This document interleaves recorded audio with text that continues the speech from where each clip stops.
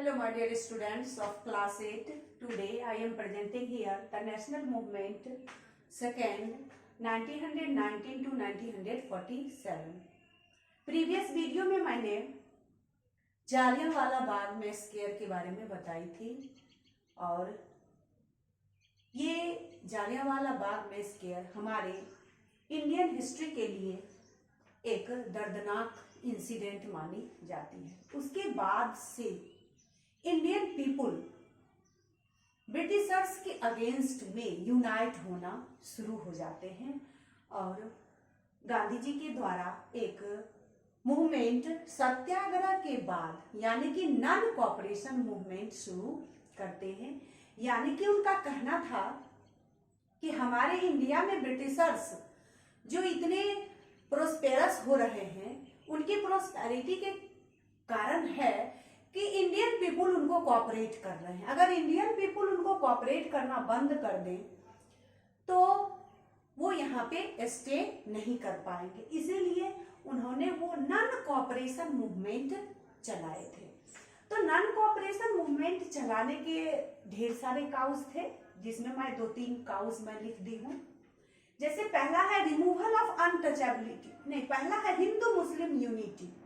यानी कि हम देखे थे कि फर्स्ट इंडिपेंडेंट वार जो 1857 में चालू किया गया था, इस फर्स्ट इंडिपेंडेंट वार में इंडिया में जो सब क्लास के पीपल थे, हायर लोअर या मिडिल क्लास के पीपल एक साथ यूनाइट नहीं हुए थे, जिसके चलते ये फर्स्ट इंडिपेंडेंट वार यानी 1857 का वार फेल्यूर हो चुका था।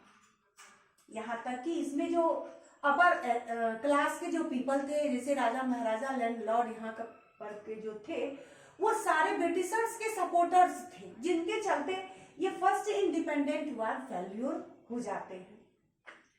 तो नॉन कोऑपरेशन मूवमेंट जब गांधी जी के सपोर्ट में चलाया गया था तो उनका उसमें पहला था कि हिंदू मुस्लिम यूनिटी, यानी कि जब तक हम इंडियन पीपुल पूरे रूप से यूनाइट नहीं होंगे तब तक कोई भी मूवमेंट सफल नहीं हो सकता है। दूसरा था रिमूवल ऑफ अनटचेबिलिटी, यानी कि कुछ लोगों को यहाँ पे दलित या लोअर किस्म के पीपुल के साथ अनटचेबिलिटी के वो बहुत शिकार थे, वो अच्छे समाज में उनकी कोई पहचान नहीं थी, जिनके चलते इनको भी हटाना था। उसके बाद प्रमोशन ऑफ स्वदेशी मूवमेंट। स्वदेशी मूवमेंट यानी कि जितने भी हम लोग गुड्स यूज करते थे वो फॉरेन गुड्स यूज करते थे और अपने इंडियन गुड्स को हम लोग नहीं यूज करते थे, जिसके चलते गांधी जी इनको भी सपोर्ट किए थे कि आप यहाँ से अपने हाथ से बने हुए जैसे क्लॉथ्स हो गए या और जो डेली नीड्स के जो सामान होते हैं वो अपना स्वदेशी ही होनी चाहिए। तीसरा था the prohibition of intoxicating drinks, और इंटॉक्सिकेटिंग ड्रिंक्स को भी यहाँ से हटाना होगा। तो इन सब को लेकर के वो गांधी जी हिंदू मुस्लिम के यूनिटी में लगे हुए थे।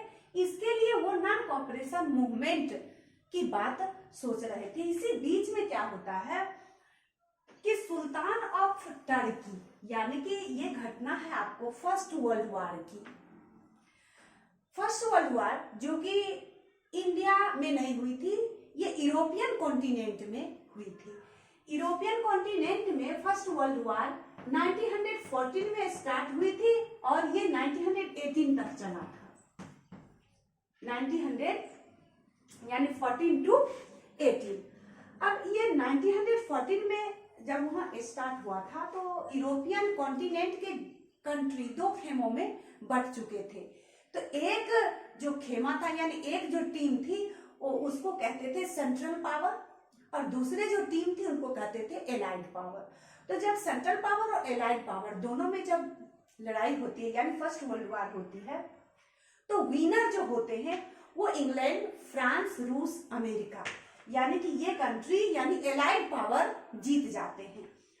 और जो डिफीट करते हैं, डिफीट में आपको जर्मनी और ओटोमन इंपायर थे।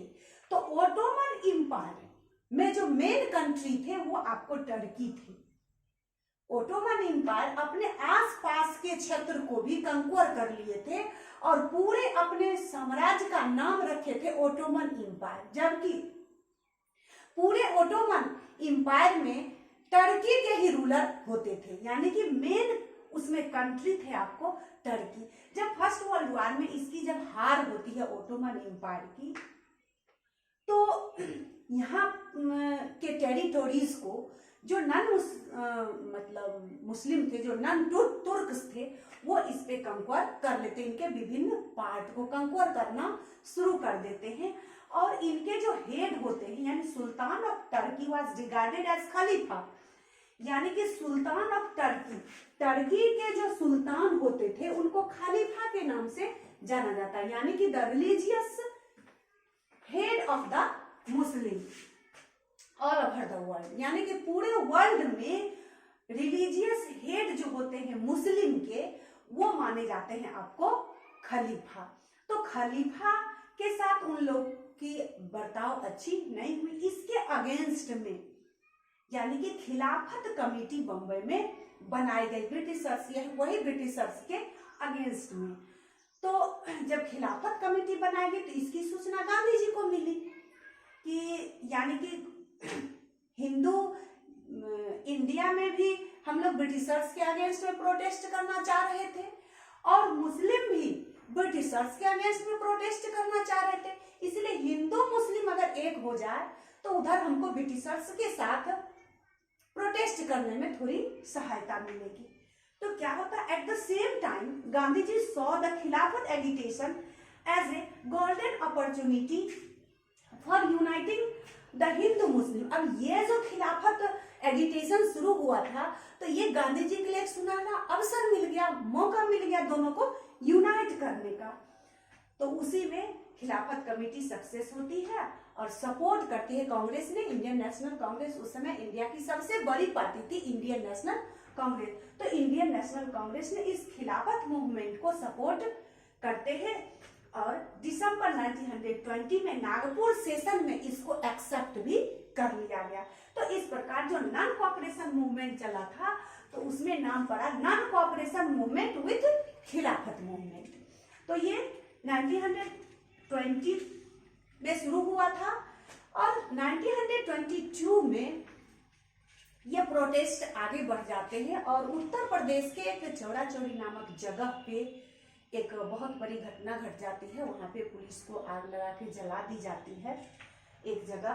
तो इस घटना से नाखुश होकर गांधी जी ने 1922 में इस नॉन कोऑपरेशन विद खिलाफत मूवमेंट को बंद कर देते हैं।